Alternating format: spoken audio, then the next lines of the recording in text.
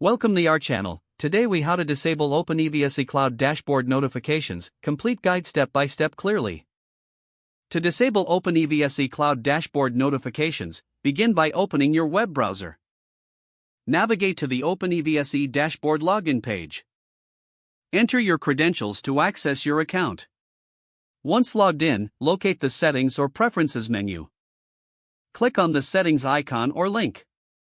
In the Settings menu, look for Notification options. Select the Notifications section to view your preferences. Here, you'll find various notification settings related to your account. To disable notifications, uncheck the relevant boxes for the types of notifications you wish to turn off. Consider reviewing each category to ensure all unwanted notifications are disabled. After making your selections, scroll down to the bottom of the page. Look for the Save or Apply button. Click to save your changes. You may receive a confirmation message indicating that your settings have been updated.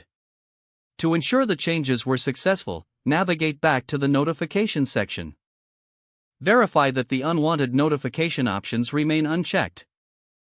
If everything looks good, you are now finished. You can log out of the dashboard if desired. If the page does not load, refresh the browser or try again in a private or incognito window. Make sure you are using the correct email address, then retype it carefully to avoid small typos. If your password is not accepted, use the reset option and create a new strong password you can remember. Check your spam folder for verification or security emails, then complete any requested confirmation steps. Enable two-factor authentication if available to improve account security and reduce unauthorized access risk. After signing in, review your profile details so your contact information and settings are accurate and current. If you see an error message, note it down and try again after restarting your device and internet connection.